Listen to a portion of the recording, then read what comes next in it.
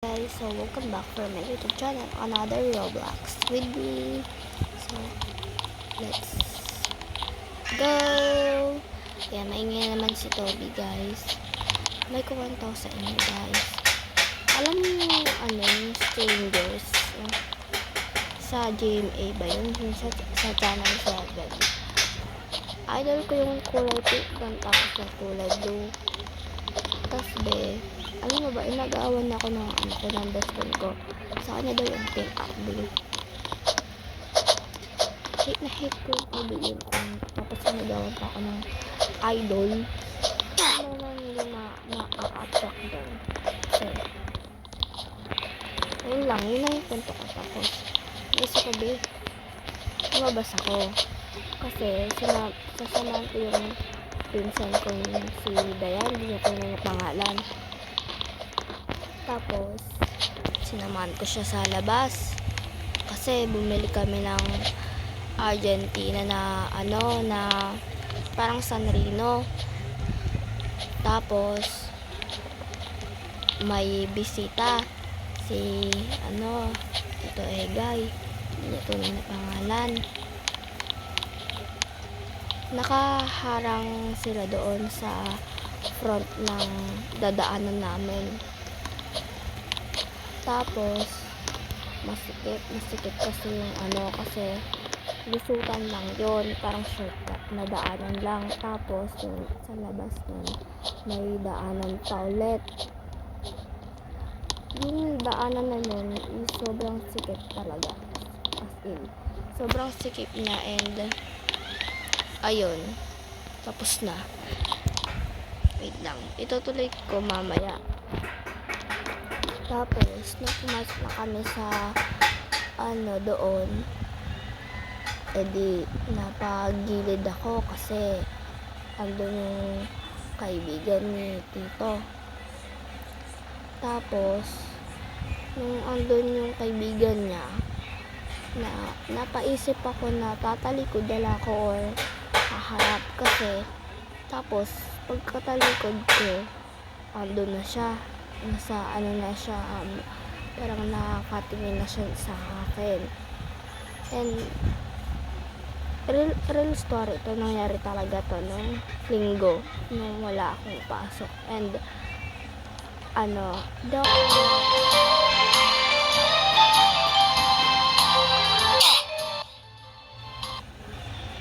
do pumatok nun. So by the way, yun, March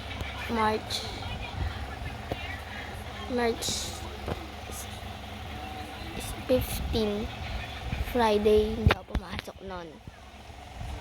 Kasi, tawag dito, magmamerienda kami ng pansit. And, pang umaga kasi ako. Ngayon, pagpasok, no?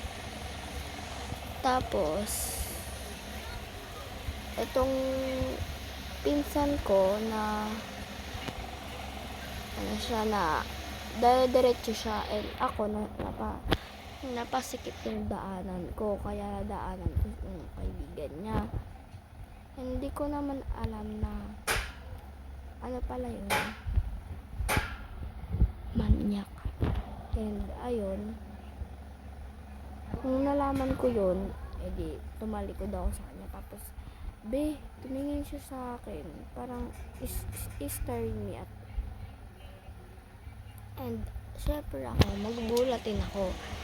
Ba't di niya sinabi kagad yun sa akin? Alam niya daw lumalabas ng bahay in real life, and puro lang ako Roblox or Brookhaven, ganun. Hindi niya sinabi na pala yun, yung ugali niya.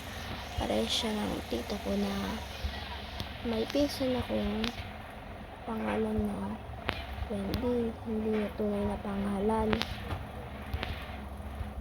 Inutusan siya ng gabi ng tito ko. Tapos, inutusan siya. Then, nung inutusan siya ng pagbalik niya, inutusan siya ulit na, Wendy, halika nga dito. Tapos, sabi naman ni Wendy na, ano po yun, tito? And, napaisip daw siya kasi inutusan lang naman siya bumili sa tindahan. Tapos, nung nakabili na siya ng item na inutos ng tito, and di naman alam ng tao na ganun din pala yung ugali niya. Kasi hindi naman talaga nagpapautos si Wendy, yung pinsan ko, di na tunay na pangalan. Kasi tamad po yun. Tamad ko talaga yun in real life, pero kapag may bisita or mga classmate niya, di siya, parang di siya papatanan ko, papautos siya ba? Ganun yung ugali niya as in. And by the way, nagpapapatay muna ako. Wait lang. Kanina pa nagkukwento, pero apart ko na lang.